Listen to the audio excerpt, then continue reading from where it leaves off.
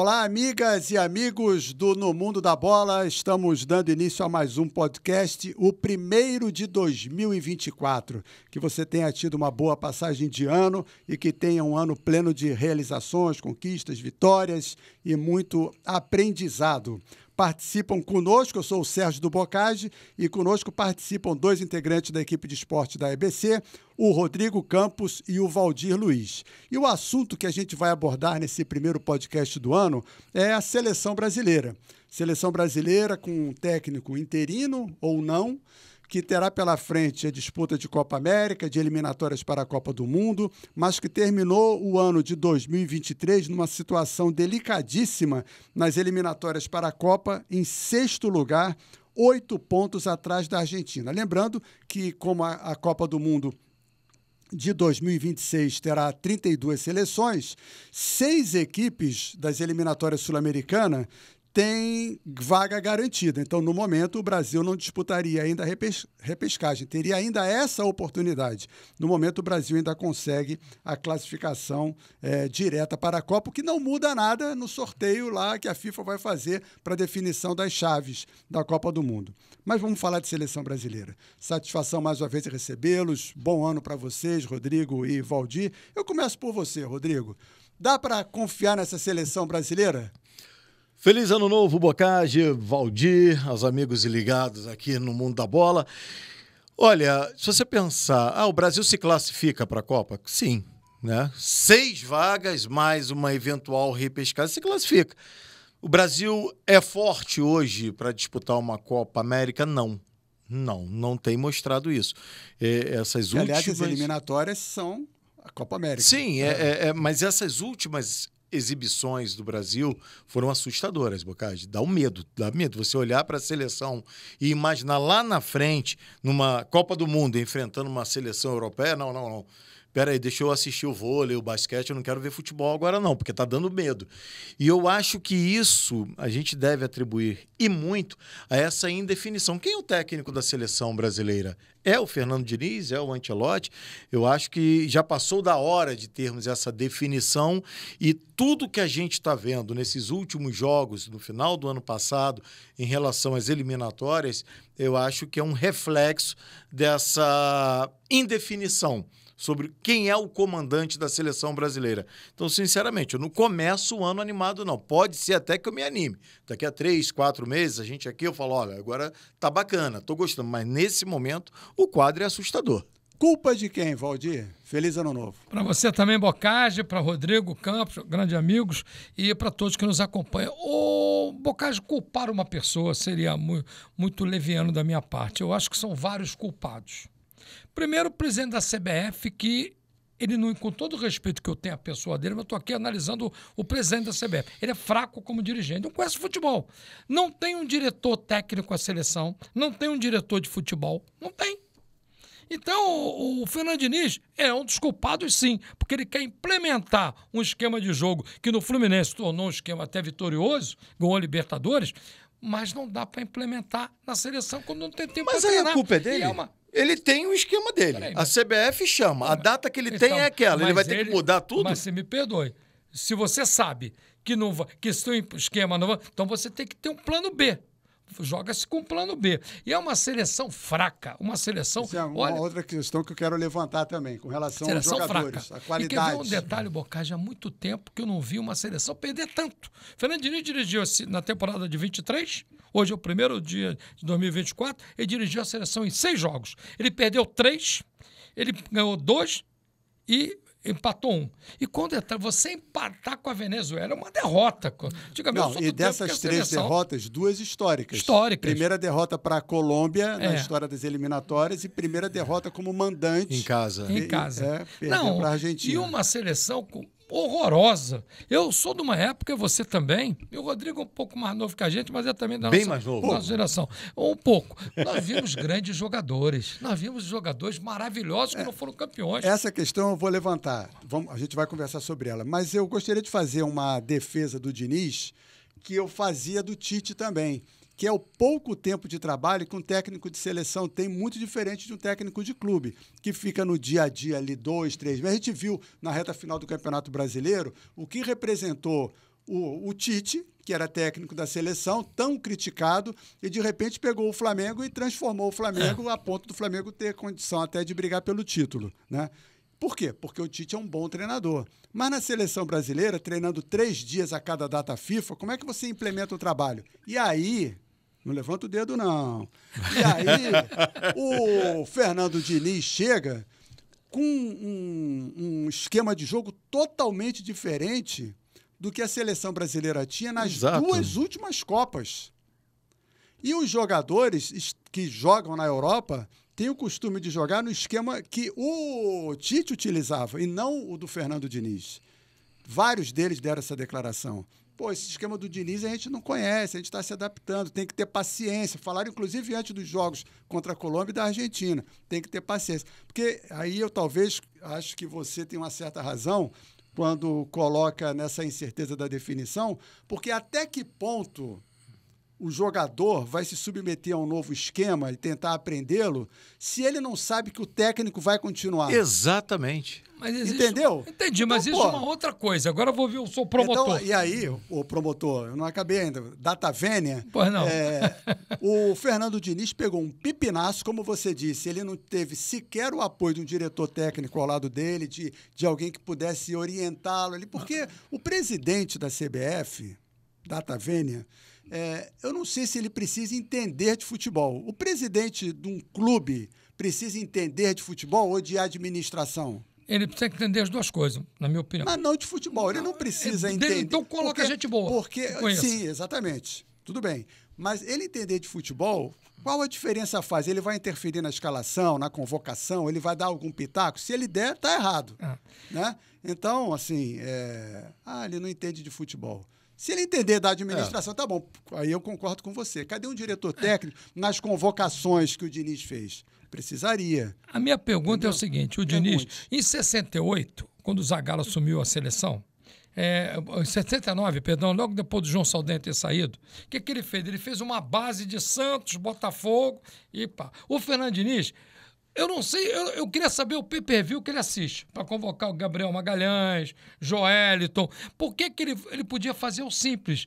Pega o Flamengo, pega o Atlético Mineiro, pega o Palmeiras e faz uma seleção basicamente com os jogadores. E a opinião pública, que segundo o Caixa d'Água, Eduardo Viana, dizia que não existe opinião pública e só opinião publicada. Iam cair de pau em cima dele. Mas ele está convocando uma geração perdedora. Levantei o dedo para você. À vontade. Pelo seguinte, não, eu até concordo com esse pay-per-view que ele tem, que ninguém tem. Mas eu acho que a questão é muito mais do que quem ele chama individualmente, é muito maior a questão, o método de jogar. Ele é um técnico que reconhecidamente tem uma metodologia muito própria. Muito própria. Dele. Quando o jogador precisa abraçar. E para abraçar tem que ter tempo. Quando a CBF chama, sabe disso tudo. Então eu acho até que seria uma covardia a gente exigir que o Diniz mude a sua forma de atuar por causa da falta de tempo ou porque ele vai ter esses jogadores somente eventualmente. Não! O forte do Diniz é ter o estilo dele. Então não é ele quem tem que mudar em razão do que a CBF quer. Foi falta de planejamento da CBF chamar um técnico que precisa de muito tempo. Todos precisam, mas aquele que implanta um sistema que é bem diferente precisa de mais tempo. E aí vem uma outra questão. Vai querer levantar o dedo de novo? Não. Vem uma outra questão. O Ancelotti, é o dito, vem, não vem, essa história eu acho que ainda deve render. Qual seria o técnico se não fosse o Diniz? Olha, porque não valeria a pena trazer um estrangeiro, já que eu tenho na meta de vir um lá de fora, eu não vou trazer um para queimar o filme. Olha, primeira coisa, o Diniz tem que definir. A chupacana não dá. A pergunta que eu fiz foi, quem seria o técnico? Eu vou dizer o simples objetivo para você, Abel Ferreira. Mas aí a CBF ia estar trazendo um estrangeiro e ia esquecer O Ancelotti. O Ancelotti, com todo respeito às pessoas que estão anunciando, que merecem o meu respeito, o Ancelotti para mim não vem. Eu também acho que não. O Ancelotti é para despistar. Eu acho que, olha, o treinador que se eu fosse alguém na CBF, chama-se Abel Ferreira e provou aí no Palmeiras. E aí a dúvida, será que o Palmeiras liberaria, como o Fluminense liberou? O Mário Bittencourt disse na TV Brasil, para mim, para você, os ouvintes do Brasil inteiro acompanharam, que não liberaria o Fernando Diniz. Se ele saísse. Se ele sair. Mas ele não saiu. Não saiu, mas eu acho que não dá, o Boccagi. Hoje o futebol mudou muito. Os últimos treinadores que trabalharam na seleção foi o Ernesto Paulo no Botafogo, na seleção não deu certo. O Vanderlei trabalhou 6 meses, largou o Corinthians, ficou só na seleção. O Zagallo é outra época. Hoje o treinador tem que viajar, tem que acompanhar para e passo os campeonatos. Não dá. Ele terça-feira comandou a seleção contra a Argentina. Quarta-feira estava no Maracanã comandando o Fluminense. Não é ilegal, não é imoral, nem antiético, nada disso. É questão de o trabalho. Não dá para o cara trabalhar no lugar ao mesmo tempo. Você não me perguntou, mas eu também acho que o Abel Ferreira seria o melhor nome. Mas o Abel Ferreira da seleção. Esquece Abel Ferreira do Palmeiras. É fazer uma proposta... Ia ser uma confusão. Exato. Não, tudo bem.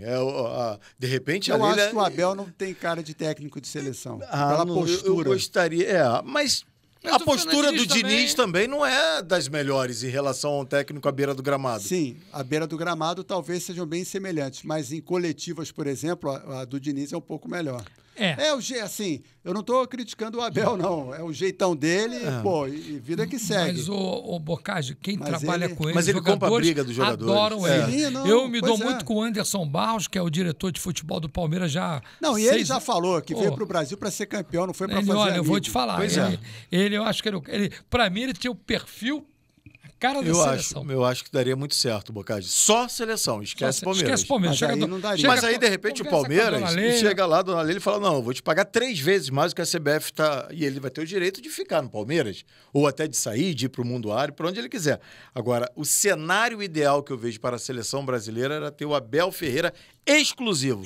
Abel, não pode. Pensa só na seleção brasileira e seu objetivo é lá na frente, a Copa do Mundo. Eu acho que ele teria tudo para fazer um excelente trabalho. Você vê o Lazzaroni, quando foi para a seleção em 89, levado pelo Eurico Miranda, ele largou o Vasco. Não podia conciliar as duas coisas. Pois eu acho que conciliar fica ruim, não inclusive para o próprio Fluminense, porque na data FIFA, quando todo mundo treinava, o Fluminense não tinha o seu técnico. É verdade. Né? Falar da seleção, então, dentro de campo. Você já falou que a safra é fraca. Já era na Copa anterior. Por quê? Olha, eu acho que qualquer jogador que atua... Se você fizer uma pesquisa aqui no Brasil, eu te dou 4 laterais melhores que o Carlos Augusto. Te dou 4 laterais direitos melhores que aquele Emerson Royal. E do que aquele outro Ian Couto. Eu acho que nós mudamos muito o nosso foco. Quando eu digo nós, é a própria mídia e principalmente os treinadores que comandam a seleção. Só olham para o mercado europeu. Qualquer jogador limitado que vai para a Europa é olhado diferente como é olhado aqui no Brasil. Diferente do olhar aqui do Brasil. Então isso é um fator fundamental, na minha opinião. Você vê o Hulk voando, você vê um Paulinho voando, você vê vários jogadores do Palmeiras voando, esse Murilo, zagueiro, o Piquerez não, que é estrangeiro. Mas então, você vê no Flamengo, os jogadores num crescimento muito grande. O Gerson voltou a jogar bem. O Pedro é artilheiro. Entendeu? Eu acho que tem que olhar mais para o nosso futebol, porque você consegue bons jogadores. Porque a seleção, eu tenho comentado os jogos pela Rádio Nacional, jogos decepcionantes. Você também fez jogos decepcionantes do Brasil, Boccagi. Eu penso o seguinte, existe uma carência no Brasil muito grande por um ídolo. Talvez o último grande ídolo nacional... O Pelé. O Ayrton Senna depois, o Guga, o Gustavo Kirten no tênis, foram ídolos, né? E talvez o Ronaldo, o Romário dividindo opiniões. Sem dúvida. Ponto. Quando surgiu o Neymar, pronto, seus problemas acabaram, encontramos um ídolo. Só que o Neymar não tem perfil de ídolo, e isso ficou muito evidente nas 2 últimas Copas e tem ficado evidente cada dia mais. E aí criou aquela Neymar dependência. E a partir daí parece que o Brasil fechou os olhos para outros possíveis talentos. E o pior... Eu não sei nem, até tentando corrigir, se é Neymar dependência, mas Neymar referência. Sou mais que nessa. Eu acho que as Neymar duas... referência, talvez... porque você vê jogador querendo ser igual a ele, Pois é. sem ter... Porque ele joga bem. Pô, isso é inegável. Jogar é inegável. Inegável. É o que eu digo, eu acho que... mas ele ganhou muita coisa, mas eu acho que ele poderia ter ganho muito mais. Muito mais. E por isso eu digo que ele jogou a carreira assim um pouco para escanteio. E aí, principalmente quando deixou a Espanha e foi para a França. Quando Ali, para se mim, ele abriu mão. detecta que ele jogou para escanteio, que ele abre mão, que imediatamente nós, brasileiros, vamos criar outro. Aí o Vini Júnior, que está arrebentando lá fora, na seleção brasileira ainda Muito não novo. correspondeu e fica aquela pressão. Agora o próximo é o Endrick. É verdade. Tá prontinho para ser queimado. Como foi colocar o garoto O Rodrigo no também. final do jogo contra a Argentina? O Rodrigo. Então, o futebol brasileiro tem tem um enorme potencial para revelar bons jogadores, mas infelizmente, proporcionalmente, também tem um enorme potencial para derrubar esses jogadores. Como eu gostaria de ver o Vini Júnior, o Rodrigo com Y, o Endrick, Vitor Roque. o Vitor Roque, sem essa carga de vai lá e resolve. Não!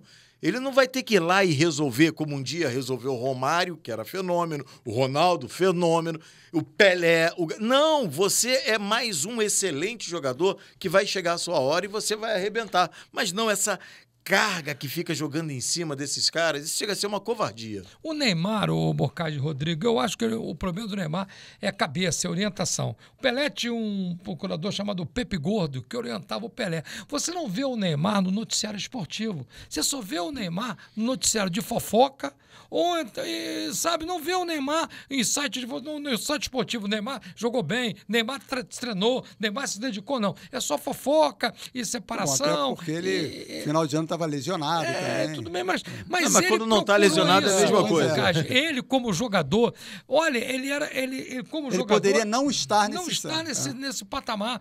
Na minha opinião, o Neymar é mal orientado, não tem uma boa cabeça e só se cerca de gente que quer aproveitar da sua fortuna. Mas peraí, mal orientado, qual é a idade do Neymar? Pois é. Já passou da idade dele ter... Já não é o menino Ney. Já não é o menino. Essa coisa do menino Ney, quando tem 18 anos, 19... O Endrick, talvez, não é o caso, me parece, mas pudesse hoje a gente falar, olha, o Endrick está sendo mal orientado. Não é o caso. O Endrick tem 16, 17 anos. Agora o Neymar, daqui a pouco o Neymar é avô. Também. Ganhou até prêmio da FIFA pelo trabalho que faz. Até as coletivas do Neymar, tu vê que é um negócio artificial, chato. Ele não é simpático. Então, ele ainda deve ser o jogador referência do Brasil para a Copa? Porque ele foi para o mundo árabe, né? Para a Arábia Saudita, onde estão vários ex-jogadores. Ele entra nesse hall aí. O Neymar, vamos levantar uma questão, aceitaria ir para a Copa como reserva? Valeria a pena? Olha, mas nenhum treinador vai levá-lo como reserva. A pressão vai ser muito grande. Eu duvido que o treinador leve como... Olha, ele pode chegar lá e arrebentar, porque agora o mundo árabe virou... Tem televisão passando agora jogos do mundo árabe, coisa que ninguém falava anos atrás. Se ele botar na cabeça dele que eu quero fazer uma grande Copa do Mundo, ele vai fazer. O problema é ele querer. Ele vai ter que bola ele tem. 31, 32. Pô, tá voando o Bocage. 31 anos, o cara tá voando. Rebobinar a fita rapidinho. Por que o Abel Ferreira seria tão importante? Eu acho que o Abel seria o único treinador a virar para o Neymar. Você quer ser convocado, mas você não vai ser protagonista. Pode até ser. Venha, mas vai jogar do jeito que eu quero. E, de repente, eu quero até você no banco. E ele tá ou eu quero né? você no meio-campo, um pouco mais recuado, ou eu quero você... Topa ou não topa? O único treinador, não sei o Ancelotti, mas desses que a gente está falando aqui, o único que teria peito para falar, Neymar, você é mais um. Você não chega como protagonista, não. Seria o Abel Ferreira. Ele vai para a sua 4ª Copa do Mundo, se for convocado. Em 2014, eu estava lá em Fortaleza, quando ele levou aquela joelhada, aí tudo bem, ele estava até bem. Talvez, se não joga, se ele tivesse jogado contra a Alemanha, não levássemos de 7-1. Em 2018 ele se arrastou, 2022 se arrastou. Agora é a última Copa para ele, Bocage. Para ficar na história do futebol como um grande jogador. E esquecendo o Neymar, temos time? Ou esse time é para a Copa... Eu estou falando isso já há algum tempo. É para 2030. Até pela idade. Nossos grandes jogadores, e não estou citando como craque, são jogadores de 20 anos. Estão na faixa aí. Rodrigo, Vitor Roque, Júnior, Vitor Roque, Endrick. E o que me assusta é que você só falou atacante, né? Só atacante. Não tem lá atrás, né? Tu não vê laterais. O que você tem de lateral? O melhor pra mim é o do Atlético Mineiro, o Guilherme Arana, e do outro lado. O que você tem pra jogar? O momento é bem delicado, Bocage. A safra é ruim. Safra é ruim. Pra zaga a gente tem bons zagueiros. E goleiro, o Brasil tá bem. Bom, o goleiro tá muito bem. E meio campo para frente o Brasil tá bem. Agora, Casimiro para mim já setor ali entre os dois volantes, os laterais, os zagueiros, isso eu tô muito preocupado. Um homem de criação. Hoje no Brasil. Quem é o camisa 10 hoje no Brasil? O jogador Scarpa. Rafael Veiga para mim. Rafael Veiga. Esse é o grande. Se o Arrascaeta fosse brasileiro, né? Mas não é. É o Rafael Veiga. Tá rateando há algum tempo. Mas tá com aquele problema no público. Enquanto ele não operar o problema do público, ele vai ratear. Então, vai jogar chegamos a 2 camisas 10. Um era do Palmeiras e o outro ainda é. Aí você tem que pensar, cara. Você tem que pensar muito bem.